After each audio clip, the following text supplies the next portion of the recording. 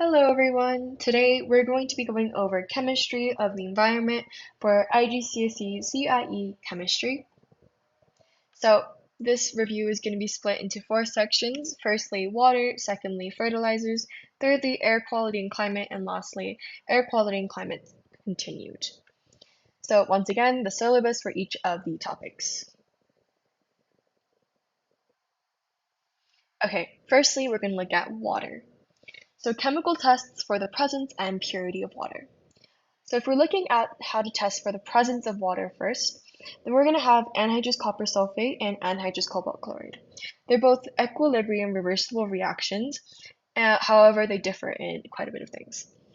Firstly, anhydrous copper sulfate is a white color and it turns blue when it becomes hydrated. However, cobalt chloride is blue and it turns pink when it's hydrated.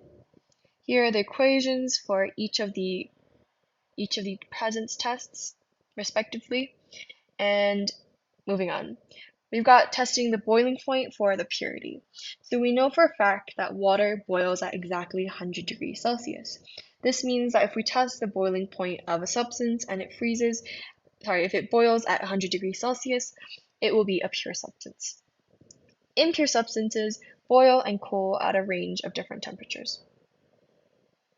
Water sources and different uses. Sources of water. Sources of water can be anything from different bodies of water, such as lakes, aquifers, and rivers. Otherwise, we have uses of water. So, if we're looking at domestic uses first, we have some stuff such as cooking, cleaning, plumbing, sanitation, gardening, and much more. However, in the industry, water is often used as a coolant and as a solvent.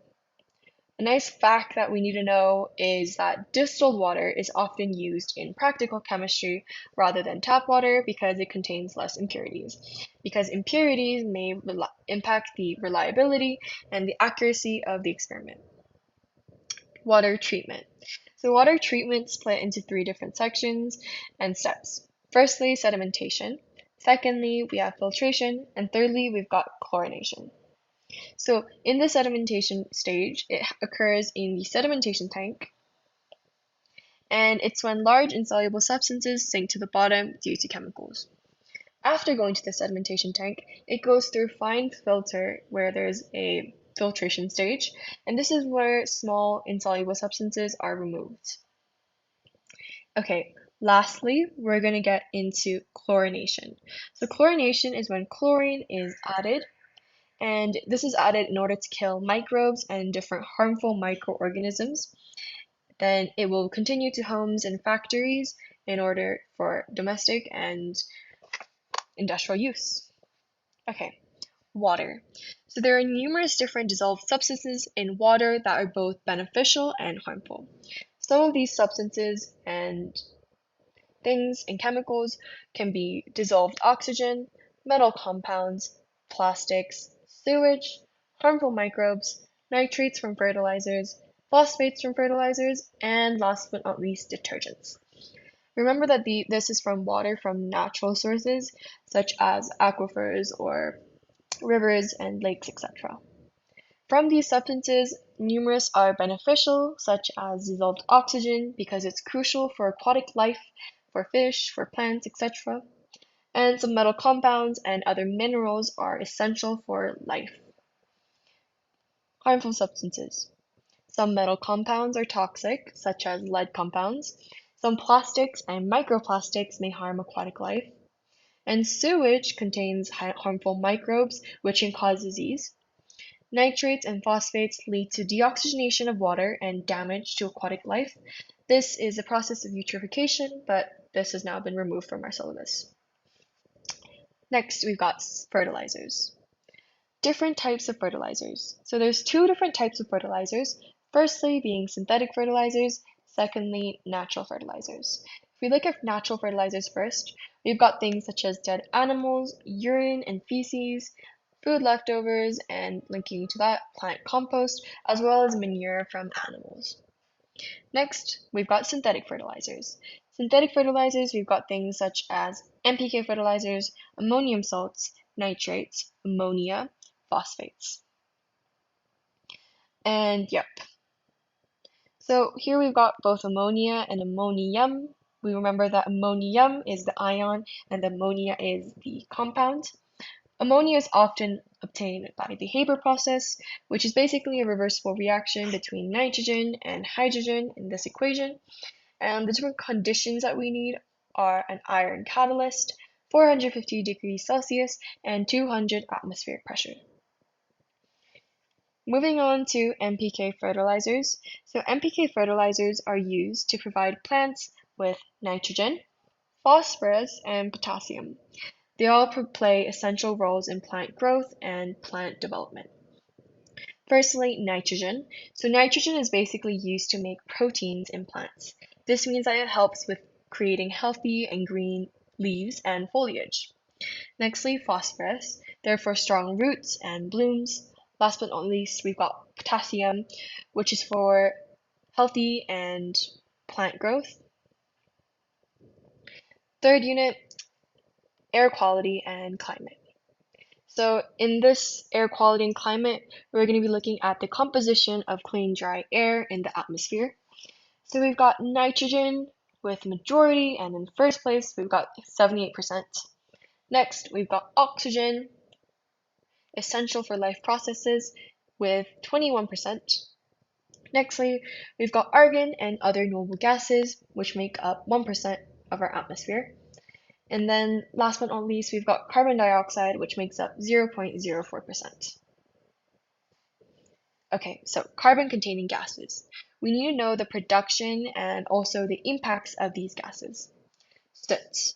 Soot is otherwise known as carbon particulates, and it's basically produced by the incomplete combustion of carbon-containing fuels. The different impacts that it has is that it damages lung tissue, it also causes respiratory issues, as well as cancer. Another one is it causes global warming. Carbon monoxide. So carbon monoxide is produced by the incomplete combustion of carbon-containing fuels. So the most important impact of carbon monoxide is that because it's toxic, it basically, when you respire and when you breathe in carbon monoxide, it will bind with the hemoglobin in red blood cells, and it will prevent blood from transporting as much oxygen, which may lead to heart attacks and other issues. Last but not least, we've got carbon dioxide, which, contrary, is produced by the complete combustion of carbon-containing fuels. And other ways, chemical ways of production can include thermal decomposition, reaction with acid and carbonate, and biologically, we have respiration, which is the production of energy in living organisms from carbohydrates. The impact, the major one, is that it's a greenhouse gas, so it causes the enhanced greenhouse effect and basically climate change. Oxides of nitrogen. So we've got nitrogen monoxide and dioxide, and they're basically produced in high temperatures and high pressure combustion of fossil fuels in the atmosphere. The important part of this is that it's produced in high temperatures and high pressure combustion. It often occurs in car engines. Impacts. So because it's an acidic oxide, it causes acid rain. It also impacts the environment and aquatic species through this acid rain, but also through things such as photochemical smog, which is basically this kind of stuff here. Last but not least, we've got respiratory problems caused by oxides of nitrogen. Here are the equations being N2 plus O2 forming 2 nitrogen monoxide and 2 nitrogen monoxide plus oxygen forming 2 nitrogen dioxide. Okay, methane. So, methane is produced by the decomposition of vegetation and living organisms, and it is also produced by the waste gases of digestion, such as in cows, which is a significant impact to the enhanced greenhouse effect. Because methane is another greenhouse gas, it causes climate change and it contributes to the enhanced greenhouse effect. Sulfur dioxide. So sulfur dioxide is produced by burning fossil fuels that contain sulfur impurities. The impacts it holds is that it's, once again, is a acidic oxide, which means that it causes acid rain when it's dissolved in rainwater. Other than this, like every other gas, it causes respiratory problems. So here we go. So sulfur dioxide is a nonmetal oxide, which means that it's an acidic oxide. This acidic oxide will dissolve in rainwater to form in acidic solutions. This acidic solution will cause acid rain to form after condensation, evaporation, and all that. And acid rain has many bad impacts, such as deforestation, such as decomposition, etc. Last but not least, we've got air quality and climate continued. So, the greenhouse effect and the carbon cycle. The carbon cycle also has been removed from the syllabus, but it's good to know about for the greenhouse cycle.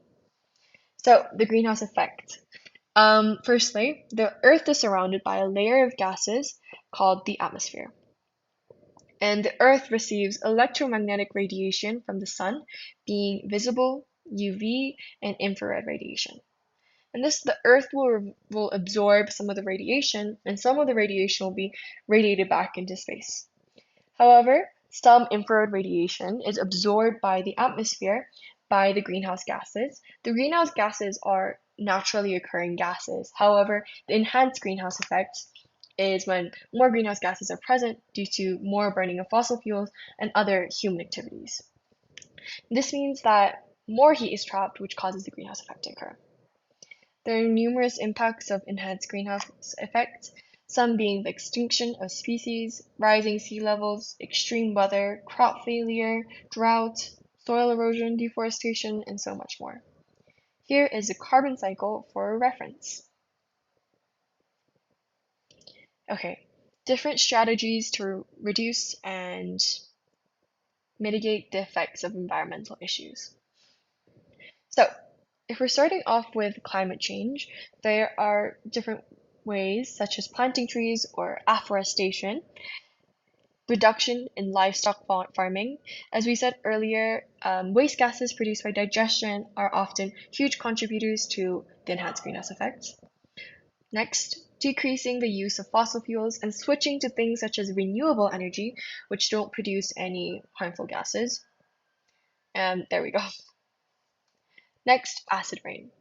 So acid rain can be prevented by reducing burning fossil fuels, obviously, because the main two gases that cause acid rain is nitrogen dioxide and sulfur dioxide.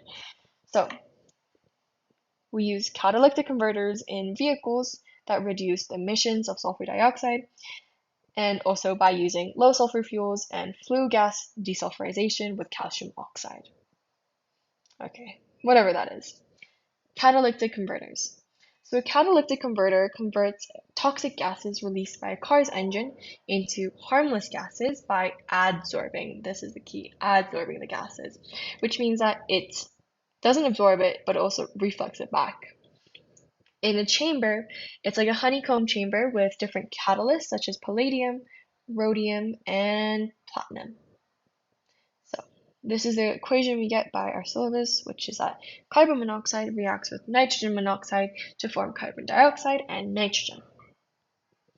Removing sulfur dioxide, once again using sulfur low fuels, but also a process called wet scrubbing, which is when we use an alkaline spray or seawater and putting it in chimneys and other places where sulfur containing impurities might be burned in order to create a neutralization reaction where the sulfur dioxide is no longer acidic. Photosynthesis. So photosynthesis is the reaction between carbon dioxide and water. With the presence of chlorophyll and energy from light, it produces glucose and oxygen. So it occurs in plants, and it uses carbohydrates and it uses light energy and chlorophyll to create carbohydrates. Thank you for watching.